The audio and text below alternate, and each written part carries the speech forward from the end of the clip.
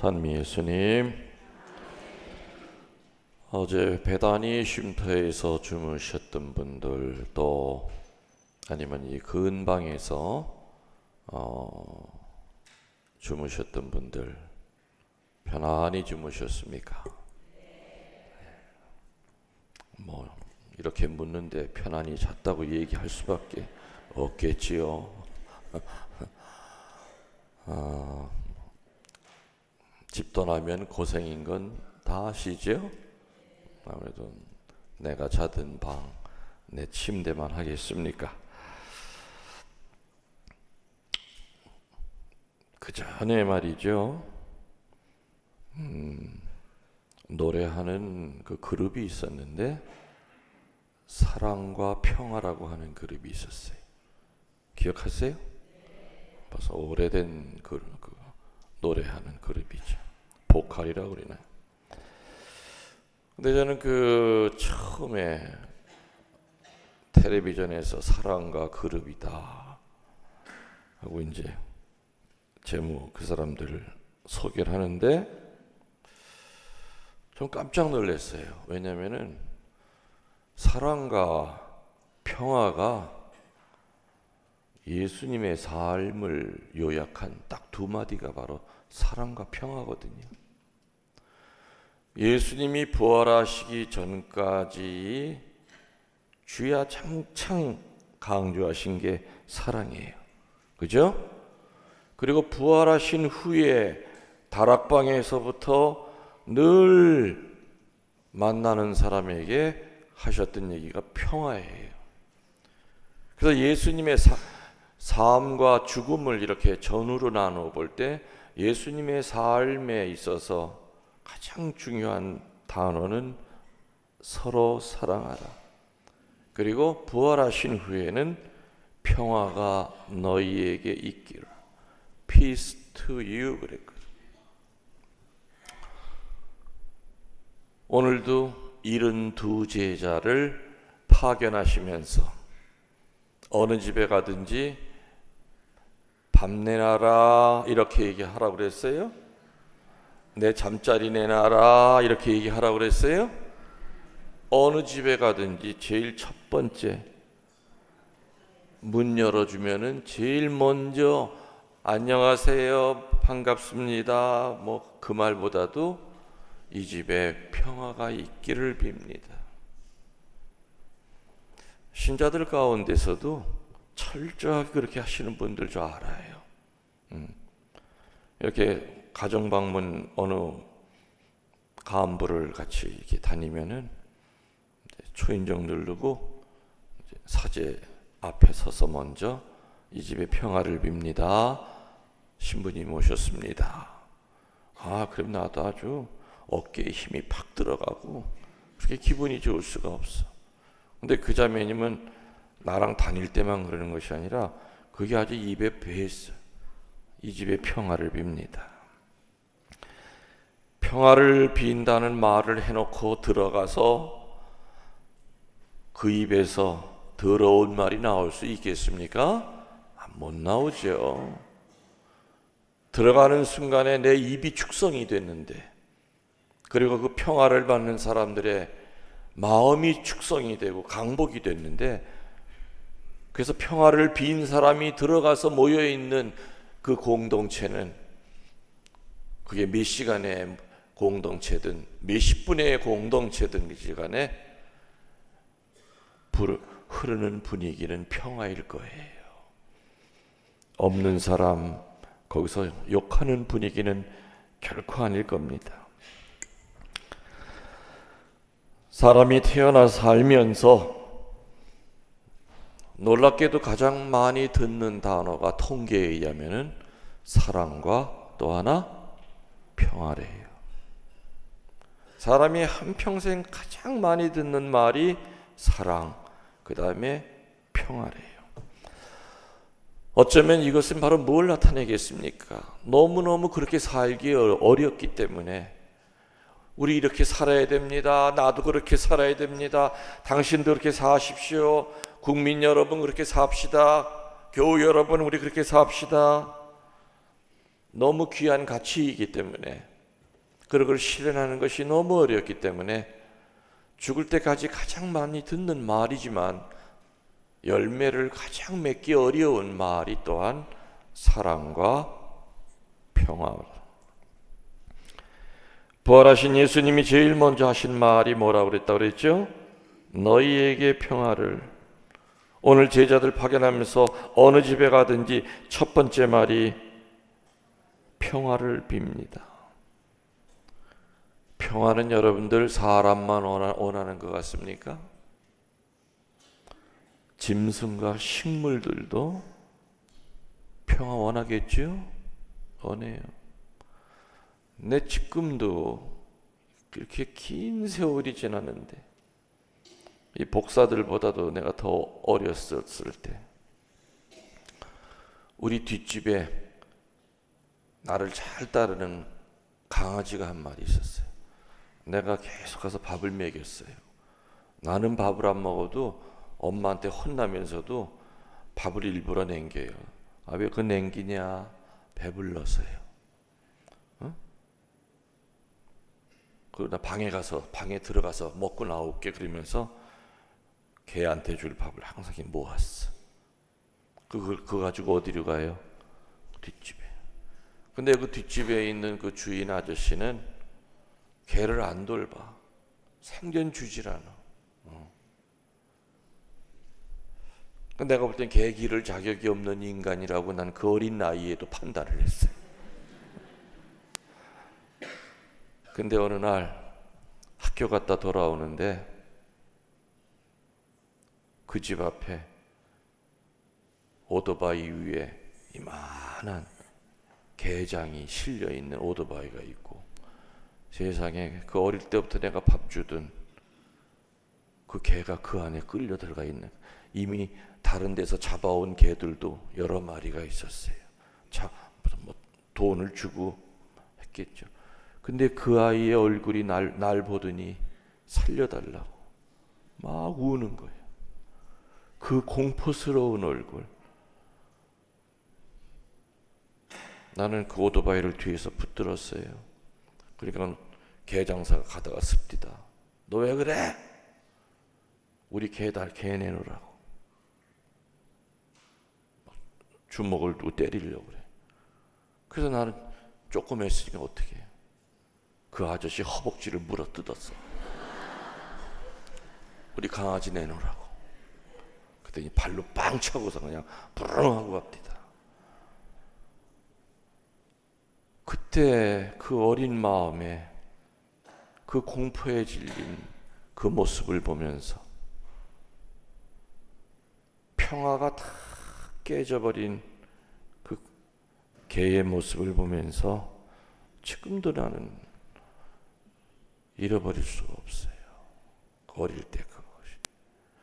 그냥 사람만이 아니라 짐승이나 식물들도 평화를 갈구해요.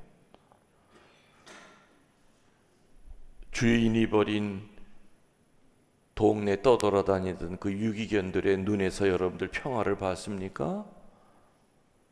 동네 고양이들 눈에서 평화스러운 걸 봤습니까? 눈 보면 다 살벌해요. 왜? 적자 생존이야.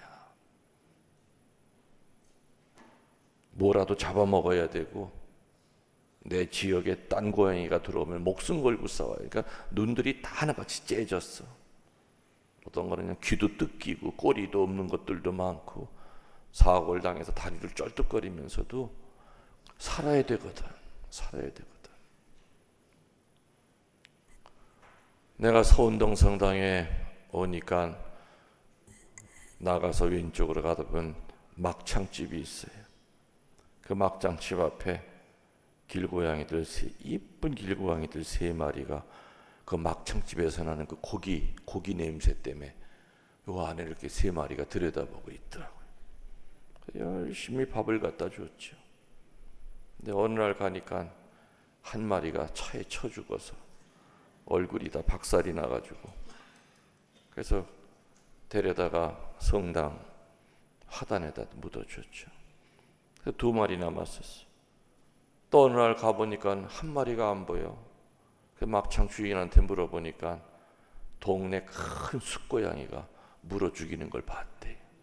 암놈을 차지하려고 순놈을 제거하는 거죠.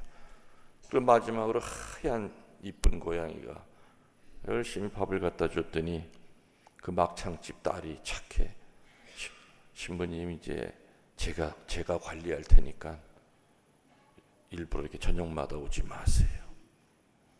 그래서 그 막창집 딸이 길 옆에다가 이렇게 집도 요만하게 해놓고 그 안에다 깨끗하게 늘 밥그릇 물그릇해서 항상 지나가면서 보면 이제 안심을 하고 그 하얀 고양이가 그렇게 밥을 먹어요. 근데 한 달 전부터 그 밥그릇이 없어진 거예요. 그 순간에 아이고 또 죽었구나.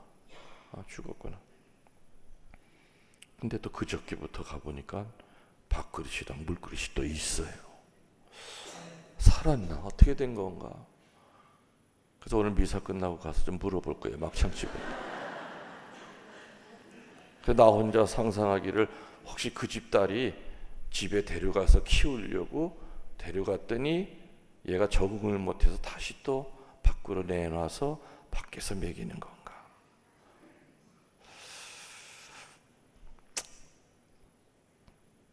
짐승이나 식물도 분명히 평화를 원합니다. 생전 물을 안 줘서 말라 죽어가는 그 화초의 모습에서 우리는 평화를 찾아볼 수가 없어요. 물은 살아있다라는 그 유명한 책이 있었죠. 물의 결정체를 보면은 나쁜 물, 좋은 물은 결정체가 달라요. 그리고 물에다가 내가 너 사랑한다, 아이고 이쁘다 하고 이렇게 사랑을 주는 물은 결정체가 아름답게 변하는데 물을 보고 막 욕을 하고 그러면은 결정체가 다 깨진대요. 그런 물은 사람이 먹어도 몸 안에 마치 바늘이 들어오는 것처럼 사람한테 해롭대요. 저는 그 책을 보고 난 다음에 한번 호기심 때문에 시험을 한번 해봤어요. 양쪽 방에다가 난초 있죠?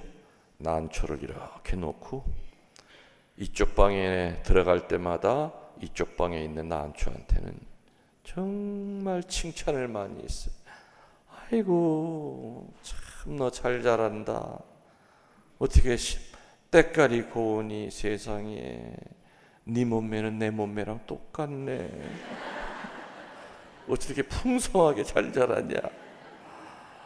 그러니까 이놈은 칭찬을 받으니까 얼마나 나니 잘 자라는지 몰라. 꽃이 필 때도 아닌데 그냥 계속해서 꽃을 펴대는 거야. 근데 이쪽 방에 있는 나는 볼 때마다 도끼 눈을 뜨고 그냥 이 베라먹어 죽을 놈아 썩은 문 열어주라 하면서 소리를 질렀어. 충격받았어요. 3일 만에 죽습니다. 그 난이 욕을 얻어 먹더니 3일 만에 비실비실하더니 죽어버려요. 참, 이 하잘것없는 이 풀 같은 난도 사람에게서 사랑을 받으면은 꽃을 피우기도 하지만 저주를 받고 미움을 받으면은 그 미움에 짓눌려서 그냥 뿌리째 말라버리더라 이거예요. 여러분들 12사도 나무 이야기 아시잖아요. 어느 열심한 신자가 자기네 집 그 마당에다가 길가에다가 나무 12그루를 심고 앞에다 이름을 하나 다 써붙였대요. 베드로 나무, 뭐 아무개 나무. 12사도 가운데 그러면 유다스 나무도 있었겠죠? 근데 놀랍게도 다른 11 제자 나무는 잘 자라는데 유다스 나무는 삐쩍 말라서 죽더래. 왜? 지나가는 사람마다 발로 뻥 차고 이 나쁜 놈! 침 태뱉고 돌멩이로 팍 짚고 나가 죽어라. 그러니까 그 유다스 이름을 가진 그 나무는 견디질 못하고 죽더래요. 짐승과 식물들도 평화를 갈구하거늘 인간이야말로 평화가 없으면 죽어요, 살아요? 죽어요. 살아있어도 그건 송장이에요. 살아있어도 그거는 시체예요. 인간들도 마음 안에 평화가 없으면 어떤 위치에 있건 간에, 비록 그 자리가 대통령 자리든, 그냥 슬프게도 우리 대통령, 역대 대통령 중에 한 사람 자살했잖아요. 그죠? 얼마나 견디기가 힘들면, 우리 같으면 아이고 끝까지 버티지, 아이고 세상에 그 죽을 힘이 있으면 왜 떨어져 주고 진실을 밝혀야지 하면서 안타까워하지만, 평화가 마르다 못해 영의 상태가 되면 스스로 목숨을 끊어요. 말라 죽듯이 식물이. 평화가 없으면 지옥입니다. 그래서 견디다 못해 목숨까지 끊어버리죠. 이렇게 평화를 얻기도 쉽지 않지만, 또한 그 평화를 유지하기도 쉽습니까? 어렵습니까? 어렵죠. 평화는 마치 유리 같아요. 조금만 충격이 와도 금세 와장창 하고 깨져요. 참 오랜만에 편안하고 평화롭다 라고 생각을 먹은 지 5분도 안 돼서 전화 한 통화가 걸려오는데 기분 나쁜 전화가 와. 그럼 5분 전에 그 평화는 어떻게 됩니까? 상대편의 말 한마디에 와장창 하고 다 깨져버려요. 여러분들 평화가 깨지려고 할 때는 사인이 미리 온다는 거 아시죠? 평화가 깨지려고 할 때는 뭔가 징조가 있어요. 우리가 그 징조를 알면은 대비할 수가 있다. 평화가 깨지려고 할 때 어떤 사인이 오느냐? 첫 번째, 분노가 와요. 그리고 화가 치밀어요. 그 다음에는 반드시 평화가 깨지죠. 그래서 그 화를 다스리는 법을 배워야 돼요. 분노가 올 때 그 분노를 조절하는 법을 배워야만 그 분노가 평화까지 쫓아가서 평화를 죽이질 않아요. 또 어떤 사인, 욕심이 가득 차 올라올 때가 있어요. 물건에 대한 욕심, 사람에 대한 집착. 요즘 내가 이상하게 마음이, 욕심이 이렇게 자꾸만 차오른다. 포기를 못한다. 그것도 사인이에요. 욕심이 가득 차기 시작할 때, 다리서부터 내 머리 끝까지 차오르려고 할 때는 이거는 평화에 도전하는 사인이기 때문에 본인 스스로가 포기할 줄 알아야 돼요. 또 평화를 깨는 세 번째 사인은 뭐냐? 우상숭배예요. 우상숭배는 뭡니까? 점집에 가서 비는 것만 우상숭배가 아니죠? 하느님보다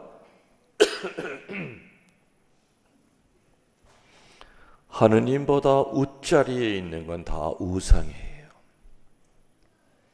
지금 여러분들의 마음속에 정말 솔직히 여러분 스스로만 들여다보세요. 첫 번째 자리에 하느님이 계신가? 아닐 거리요. 첫 번째 자리에 부모들은, 특히 자매들은 자식이 첫 번째 자리에 있어요. 저는 그 얘기 듣고 놀랐어요. 자매님들 마음속에 첫째 자리는 당연히 남편이 있을 줄 알았어. 그랬더니 자매들이 하는 얘기가 너무 자연스럽게, 아이고 신부님 장가 안 가서 모르세요. 아이고 그 인간 단물 빠진 지가 언젠데 무슨 그 인간이 첫째 자리예요. 아이고 평생 왼수예요. 야, 살벌하구나. 그럼 누가 첫째 자리에 있어요? 자매들 10명 가운데 9명은 자식이래요. 그럼 하느님보다도 자식이 더 윗자리에 있겠네요. 솔직히 얘기해 드리면 맞대요. 하루 종일 자식 걱정은 해도 하루 종일 하느님 걱정은 별로 한 적이 없대. 하느님은 걱정 안 해도 알아서 스스로 잘 사시는데 걱정을 왜 안 해? 또 얘기 듣고 보니까 또 맞는 말이야, 그것도. 평화가 깨지려고 할 때 찾아오는 세 번째 사인은 하느님을 내가 밀어내고 있구나. 그리고 그 하느님 자리에 지금 다른 게 자꾸 올라오려고 하고 있구나. 이게 바로 평화가 깨지려고 하는 아주 강한 사인이에요. 알아들으셨죠? 또 평화가 깨지려고 할 때 찾아오는 네 번째 사인은 지나친 기대감이에요. 상대편이 나한테 그거를 충족을 못 시켜주는데도 내가 기대치를 자꾸 높여. 내 기대가 커지면 커질수록 상대편은 부담스럽고 그 기대치에 충족이 안 되면 폭발해버리고 마는 거야. 너 뭐 이따위야? 너 나한테 이럴 수 있어? 네가 어떻게 나한테 이렇게 배반을 해? 애초부터 사람은 믿는 존재가 아니라고 그랬죠. 신뢰의 존재. 그 신뢰는 분별이라고 하는 나사로 잘 채워져 있어야 된다. 그 분별의 나사가 풀어져 있을 때는 사람 관계 신의의 다리는 무너진다고 그랬어요. 물질에 대한 기대감, 사람에 대한 기대감이 커지면 커질수록 하느님은 밀려날 겁니다. 그리고 그 결과는 평화가 깨집니다. 반대로 평화를 유지시키는 가치들이 있습니다. 평화를 유지시키는 그 가치들, 첫 번째 신앙입니다. 그리고 그 밑바닥에는 기도입니다. 기도하지 않고 평화로울 수 있는 사람이 있을까? 믿음 가운데 기도하는 사람은 저 계곡의 밑바닥에 떨어져도 웃을 수 있지만 평화를 안 잃어버리지만 기도하지 않는 자는 푸른 목초지에서 살아도 늘 불안해요. 그래서 우리의 평화를 유지시키는 중요한 가치 첫 번째는 기도예요. 사제건 누구건 기도하지 않고 평화를 유지 못합니다. 평화를 유지시켜주는 두 번째 가치는 거룩한 침묵입니다. 거룩한 침묵. 늘 눈만 뜨면 입으로 나불나불대불 종일 떠드는 사람은 절대 평화를 유지할 수 없어요. 그런 라틴어 격언이 있죠. 하느님은 사람이 입을 벌릴 때 들어오시는 것이 아니라 침묵할 때 들어오신다고 그랬어요. 그래서 그 침묵은 평화의 접착제라고 그랬어요.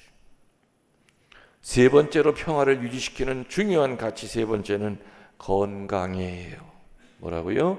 건강. 건강하지 않는데 평화로울 수 없잖아요. 그죠? 근데 많은 경우에 건강은 본인이 잘 다스리지 못하고 아끼지 못해서 건강을 해치는 수도 있잖아요. 술을 너무 많이 먹어. 담배를 너무 많이 펴. 아무튼 몸에 해로운 거. 집안 내력 때문에 어쩔 수 없이 걸리는 병력이라는 거, 가족력이라는 거 있지만은 어떤 경우에는 본인이 스스로 절제된 생활을 못 하다 보면은 화산이 폭발하듯이 몸에 병이 날 때가 있어요. 평화를 유지시키는 중요한 가치 중에 하나가 건강이에요. 네 번째로 욕심을 버리는 겁니다. 욕심을 버리는 것. 부연 설명이 필요 없죠? 다섯 번째로 평화를 유지시키는 가치들 다섯 번째. 긍정적이고 밝은 생각을 억지로라도 하려고 해야 돼요. 하다못해 텔레비전을 보더라도 드라마를 보더라도 사람을 가라앉히고 우울하게 만드는 그런 드라마에 매달리지 마세요. 밝고 긍정적인 거. 그래서 시간이 되면은 숲이 있는 쪽으로 가고 산책을 하고, 그것도 우리 평화를 유지시키는데 큰 보탬이 됩니다. 그리고 마지막으로 평화를 유지시키는 가치들 중에 제일 마지막은 오늘 복음에 나오는 대로 다른 이에게 평화를 빌어주는 거예요. 다른 사람에게 평화를 빌어줄 때는 내 평화가 유지가 돼요. 내 안에 평화가 없는데 어찌 다른 사람에게 평화를 빌어줄 수 있겠습니까? 예수님은 나 이제 평화를 강물처럼 예루살렘에 끌어들이니 너희가 예루살렘에서 위로를 받으리라 말씀하셨죠. 진정한 평화는 하느님이 주셨을 때 비로소 얻을 수 있습니다. 노름 중독자가, 알코올 중독자가 성령 세미나 바꿔서 새 사람이 됐고, 마귀 얼굴로 수많은 사람들을 괴롭히고 다녔는데 이제는 얼마나 온유한 얼굴로 교회에 봉사합니다. 그전에는 그 인간을 보면은 두려움이 생겼는데 하느님을 만나 새롭게 바뀐 그 사람을 이제는 보면은 평화를 느낍니다. 술 마귀와 음란 마귀와 폭력 마귀는 항상 같이 몰려다니는 마귀 삼형제입니다. 그런데 말이죠, 예수님의 삶은 겉으로 볼 때 평화로우신 적이 있었을까요? 없었을까요? 단 한 번도 없었어요. 태중에 있을 때부터 극심한 불안, 태어나셨을 때도 전도 생활 3년 동안도 불안과 초조와 공포의 연속이었고,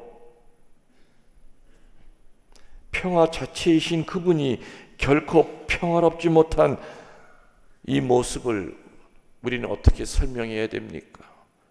평화를 주러 오신 그분이 태중에 있을 때부터 한 번도 평화를 느껴본 적이 없는 그러한 두려운 환경 속에서 자랐다는 거죠. 예수님은 세상의 평화를 위하여 세상의 불안을 다 걷어가셨기에 이제 우리는 그 그리스도를 영접함으로써 평화를 찾는 겁니다. 아멘. 앞으로 아멘 하면은 돈을 드릴까요?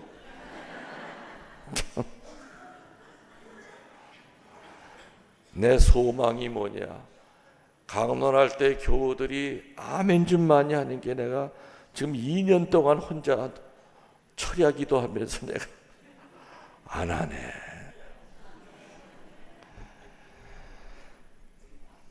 오늘 예수님께서는 돈이나 식량, 자루, 옷 등에 집착하지 말라 하셨죠. 왜냐하면 그것은 돈이나 식량, 자루, 옷은 거짓 평화와 관계가 있기 때문이다. 이제부터는 미사 때 평화의 인사를 나누십시오 할 때 마음에 우러나오는 평화의 인사를 나누십시오. 그리고 눈을 바라보면서 인사를 나누십시오. 딴 데 쳐다보면서 건성으로 하는 평화의 인사가 아니라, 그리고 이제부터는 우리 교우들도 어느 집을 방문하든지 간에, 비록 비신자 집에 가든지 불교 문패가 붙어있는 집에 어느 집에 가든지 간에 두려워 마시고 마음껏 평화를 빌어주십시오. 평화가 이 집에 있기를 빕니다. 그러면 불교 신자도 아이고 아미타불 감사합니다. 당연히 좋아하겠죠. 평화를 빌어주는 사람에게 욕하는 사람은 없습니다. 그리고 평화를 빌어야 될 제 첫 번째 사람은 본인 자신에게 평화를 빌어주십시오. 아침에 눈 뜨면 마리아야, 너에게 평화를 빈단다. 오늘 어떠한 일이 있어도 너는 강해질 수 있어. 오늘 여러 번 평화를 깨려고 하는 그런 것들이 나타날지 모르지만 너는 그거 당당하게 맞서서 도망치지 않고 평화 유지할 수 있을 거야. 그래서 내가 너 좋아하는 거 아니니? 너에게 평화를 빈단다. 이웃에게 평화를 빌기 전에 제일 먼저 내 영혼에게 먼저 평화를 빌어주세요. 그리고 사랑하는 가족들에게 평화를 빌어주시고, 그리고 이웃을 향하여 평화를 빌어주시는 거룩한 신자들이 되길 축원합니다. 아멘.